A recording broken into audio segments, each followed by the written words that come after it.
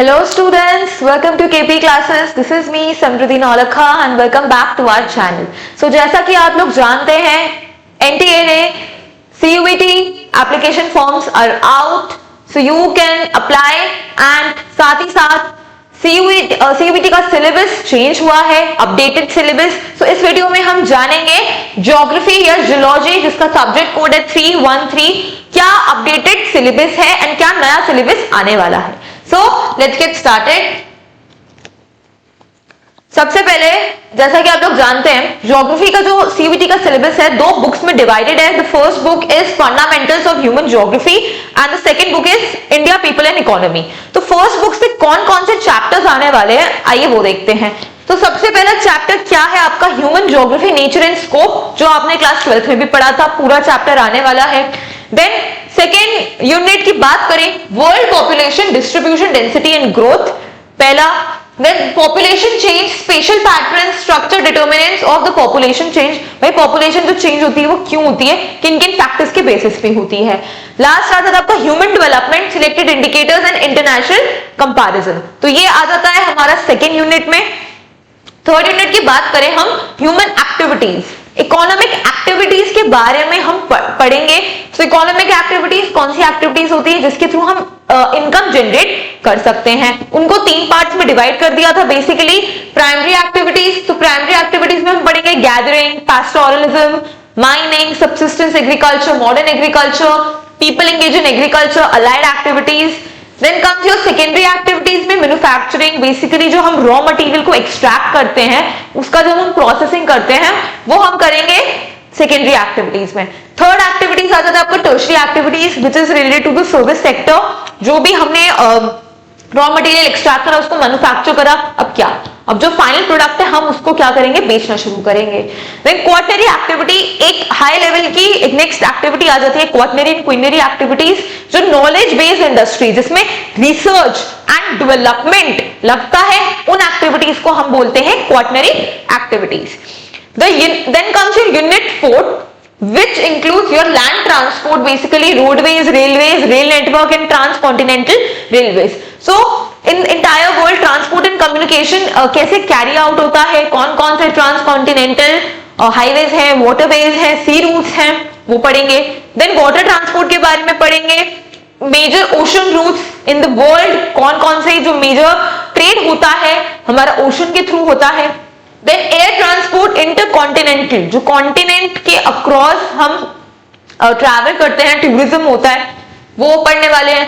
Then oil and gas pipelines, major oil and gas pipelines क्यों बनती हैं, जिसके थ्रू हम लिक्विड या सेमी लिक्विड आइटम्स हैं उनको हम ट्रांसपोर्ट करते हैं, उसके लिए पाइपलाइंस होता है. Then satellite communication, cyber space. फिर आ जाता है आपका इंटरनेशनल ट्रेड, क्या बेसिस है, चेंजिंग पैटर्न्स क्या है, पोर्ट्स कौन से होते हैं, गेटवेज क्या है, WTO का रोल कैसे आ जाता है इन boosting international trade. So first book की बात करें हम 4 यूनिट्स में डिवाइडेड है. हम 4 यूनिट्स पढ़ने वाले हैं as per latest CUET UG syllabus of geography. अब बात करेंगे हम सेकेंड बुक की, वो है India people and economy. Unit 1 again आ जाता है पीपल, जिसके अंदर क्या पढ़ने वाले हैं हम, पॉपुलेशन, उनका distribution, density, growth. Population comprise कैसे हो सकती है, linguistic and religious, rural urban population and जो रीजनल वेरिएशंस हैं वो पॉपुलेशन कौन कौन से ऑक्यूपेशन फॉलो करते हैं. फिर आ जाता है आपका important human settlements important factor है, इंपॉर्टेंट चैप्टर आ जाता है. 2 टाइप्स में डिवाइडेड है, एक urban area, urban settlements and rural settlements. जो लोग रूरल एरियाज में रहते हैं, rural settlements and urban settlements, इनके टाइप क्या है, इनका डिस्ट्रीब्यूशन क्या है and functional classification of the towns. So urban settlements में हमने टाउन्स को किन किन बेसिस पे डिवाइड कर रखा है एंड उनके नेम्स. तो ये सारी चीजें हम ह्यूमन सेटलमेंट्स में पढ़ने वाले हैं.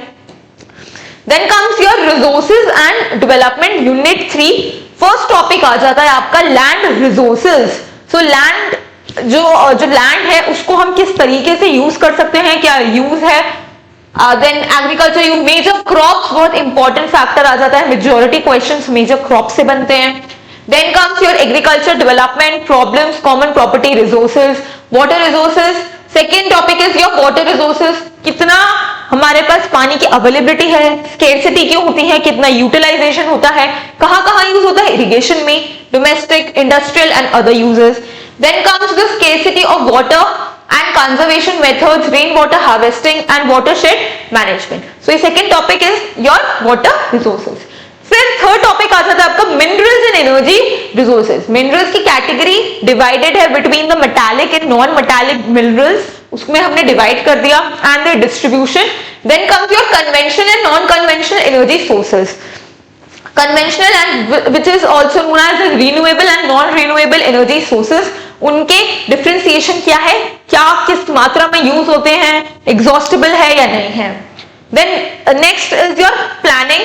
Planning in India. भाई इंडिया में कैसी तरीके से हमने प्लानिंग करी है, जिसमें आ जाता है आपका target area planning and various ideas of sustainable development, जिसके अंदर हम क्या पढ़ेंगे, 5 ईयर प्लान के बारे में भी पढ़ेंगे.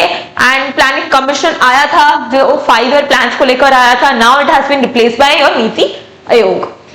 Then comes your transport and communication and international trade in Indian context. So India के context में we are going to devise international trade and transport and com. So transport and communication जिसमें आपका railways, waterways, airways, then pipelines and communication network जैसे satellite के through, internet के through, radio and television के through हमने communication को कैसे facilitate किया है.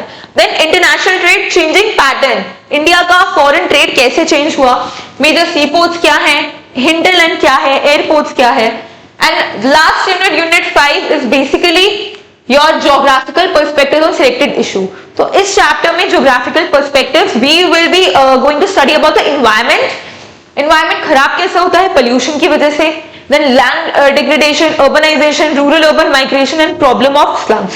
So entire syllabus is divided into 2 parts. दोनों books आ रही हैं and mind you guys, this is the syllabus as per your new NCERT. So जो deleted syllabus है, जो CBSE का deleted syllabus जो boards में नहीं आता, वो भी अब नहीं आ रहा. तो ये मेजर चेंज देखने को मिला है लास्ट ईयर के सीबीटी सिलेबस और इस साल के सीबीटी सिलेबस में. तो you don't have to do the entire book and सिर्फ इतना ही सिलेबस है जो as per your new NCERT. सो आप इतना ही सिलेबस को आप रिवाइज करना है और यही आपको पढ़ना है. तो स्टूडेंट्स, आप अपनी सीयूईटी के प्रिपरेशन को और अच्छे से बूस्ट कर सकते हैं हमारे साथ जुड़ के, हमारे उड़ान बैचेस और साथ ही बैचेस का पार्ट बन के. So this was our CUET result 2024. These are the students जो हमारे साथ एनरोल हुए थे उड़ान बैचेस के through and they secure their seats in their dream colleges. So आज 60 बैचेस अवेलेबल जिसके अंदर आप अपनी जीटी एंड लैंग्वेज की तैयारी कर सकते हैं इन जस्ट 2999. आप अपना पूरा जीटी का सिलेबस एंड लैंग्वेज हमारे साथ मिलकर कर सकते हैं. This is our expert faculty and CUET humanities our Udaan batch जिसके अंदर you can revise all your domains including language and general test in just 4999. And these are the study material that you will be getting from our side. These books contain more than 1200 MCQs. As you can see, सारे domains में available है, including GT and language. So आप exam देने से पहले 1200 MCQs revise करके जाएंगे. And in our Udan batches, you can get personalized mentoring, performance tracking, regular mock tests, and हम सारे MCQs 1000 से भी ज्यादा MCQs हमारे लाइव क्लासेस में सॉल्व करने वाले हैं. एंड सीयूईटी के रिगार्डिंग कोई भी अगर अपडेट एंड इंफॉर्मेटिव वीडियोस तो आप हमें फॉलो कर सकते हैं on Instagram and Facebook and join our WhatsApp and Telegram group as well. So I will see you in the Udaan batch. Till then take care. Bye bye. Thank you very much. KP classes dedicated to excellence.